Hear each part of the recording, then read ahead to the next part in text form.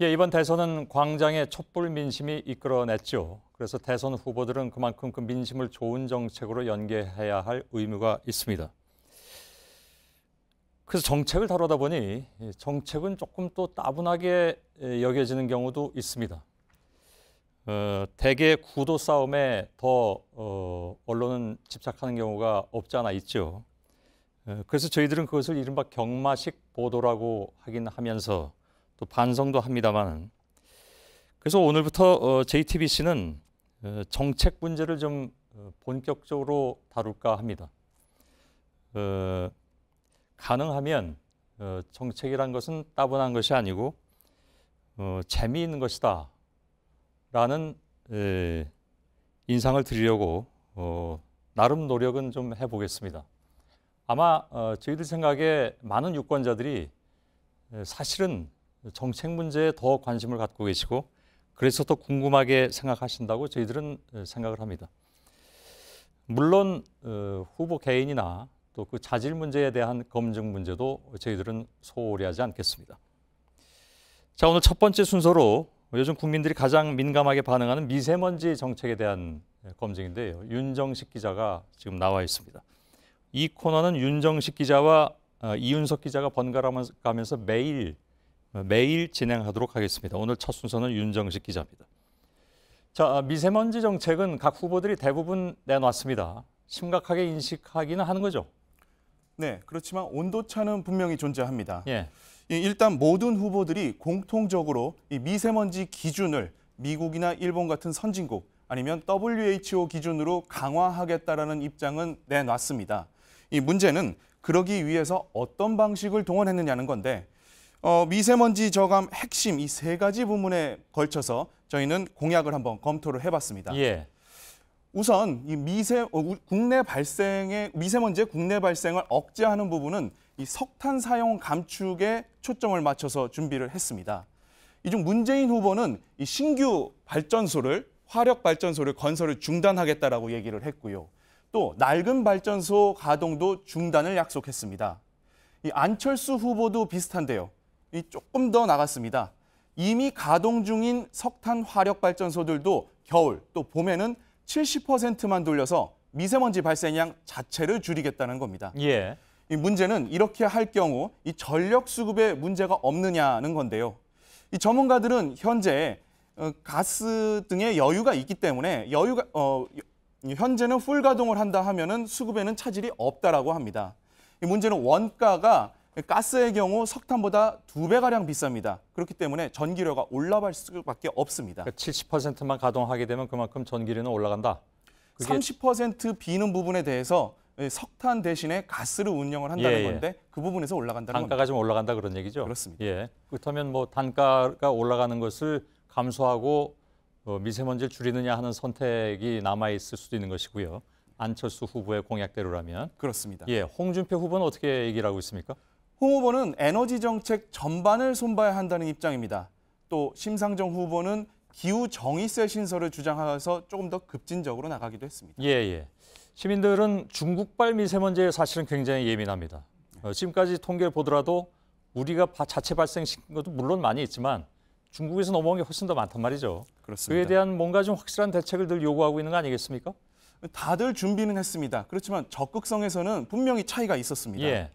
이 홍준표 후보는 여기 보시면은 예. 책임을 묻겠다라고 나왔습니다. 중국에게 책임을 묻겠다라는 건데 가장 강력한 발언이긴 하지만은 예. 하지만 어떻게 묻겠다라는 뭐 방법론은 없습니다. 예. 또 문재인 후보와 유승민 후보는 환경 협약을 체결하는 것 외에는 별다른 방법이 없다라며 상대적으로 좀 소극적인 반응이었습니다. 예. 안철수 후보는 중국에 스모그 프리 타워를 도입하자라는 공약을 말했는데요. 이건 잠시 뒤에 좀 더 자세히 말씀드리도록 하겠습니다. 예. 그 지난번에 외신으로 잠깐 전해드린 내용이긴 한데 일단 이따 좀 보도록 하겠습니다. 네. 중국에서 얼마나 넘어오는지를 정확하게 알려면 사실은 측정망이 좀 촘촘해야 하지 않겠습니까? 이것도 제대로 안 갖춰진 상황인데 그 다음 단계가 가능하겠느냐 하는 의문은 당연히 가질 수밖에 없군요. 네, 이 측정망이 상당히 원인부터 잡아나가야 된다는 부분에서 상당히 중요한데요. 예. 이 안철수 후보는 사물 인터넷, 즉 IoT 측정망을 전국에 대량 설치하겠다고 했습니다. IT 전문가인 안 후보가 이 기술적으로는 충분히 가능하다라고 주장을 했는데요. 문제는 정확도가 다소 떨어질 수가 있고 비용이 또 많이 든다는 단점이 있습니다. 예. 또 문재인 후보는 전국의 모든 학교에 미세먼지 측정기를 설치하겠다라고 공약을 했습니다. 예. 이렇게 하면 당연히 촘촘하게 측정망이 깔리긴 할 텐데요. 예산 확보가 또 어렵고 재원을 학교 아니면 지자체, 국가 누가 마련을 할지 이 정리가 아직 안 된 상황입니다. 예. 이렇게 정리를 해보면 이 사실 이미 진행 중이거나 또 현실성이 떨어지는 공약이 좀 많이 있다는 것을 확인해 볼 수 있습니다. 예. 시민들 반응을 한번 보겠습니다. 그러죠. 저희 지금 미세먼지에 대해서 좀 실현 가능성 있고 발빠른 대책을 원하는데 공약 후보들의 대선 후보들의 공약은 좀 실현 가능성이 없고 저에게 잘 와닿지 않는 것 같아요. 선거성으로 그냥 말로만 하는 것 같고 시민들이나 서민들이 믿을 수 있고 저간 말만 뱉었으면 좋겠습니다. 예, 시민들 반응을 들어보게 했는데 오늘 논란이 된 정책 아까 그게 스모그 프리 타워 그 얘기입니까? 네, 그렇습니다. 예. 이 안철수 후보의 스모그 프리 타워 정책이 있습니다. 예. 이게 베이징에 있는 구조물인데요. 네덜란드 디자이너 단 로세 하르데의 발명품입니다. 이 정전기를 일으키는 특수 필터를 안에 달아서 또 미세먼지를 빨아들인다면 다른 지역보다 미세먼지가 최대 60% 줄어든다는 겁니다. 예. 하지만 실제 중국 언론에서조차도 이 기기는 실제 스모그를 해결하기에는 터무니없이 용량이 작다고 지적한 바가 있습니다. 엄청나게 거대하면 또 모르겠는데 그렇지 않으면 소용없다 그런 얘기인가 보죠? 베이징 시내에 10만 개를 설치해야 효과가 좀 나타난다라고 예, 예. 나왔습니다. 이 논란이 이렇게 커지자 안철수 캠프 관계자도요. 이 시범 운영을 제한한 거고 경각심을 고취하기 위한 차원이었다라고 설명을 했습니다. 예. 문재인 후보도 학교 미세먼지 알림이 이 정책은 그건 좀 따져봐야 될 문제이기도 하죠. 이 문 후보가 워킹맘들을 만났을 때 내놓았던 정책이거든요. 예.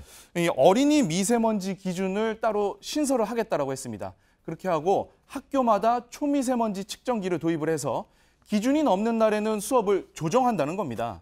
하지만 측정기가 대당 3천에서 4천만 원입니다.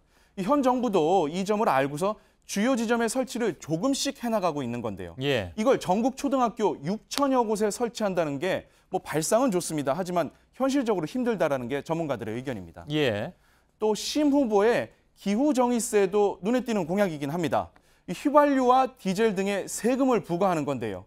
이게 사실상 유류세 인상과 다를 바가 없다는 지적입니다. 예. 역시 취지는 좋지만 현실에서는 물가 인상과 연동돼서 시장의 반발이 클 수밖에 없습니다.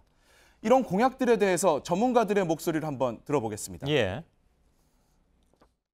지금 그 대선 후보들이 미세먼지 공약을 발표를 할 때 가장 주의해야 될 것이 이전에 정부가 발표했던 내용들을 재탕하거나 삼탕하면 안 된다고 봅니다. 네, 또 미세먼지의 주범으로 불리죠. 이 노후 경유차, 또 건설 기계 장비에 대한 차별을 둘지 말지 여부를 이 정책에서 반영을 해야 되는데 예. 아직 어느 곳에도 나타나 있지가 않습니다. 구체적인 청산이진이 아직까지는 미세먼지에 대해서는 나오지가 않은 상태라고 할 수 있습니다. 예.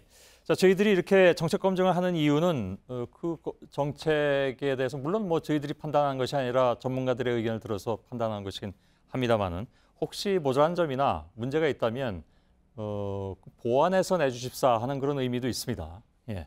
윤정식 기자였습니다.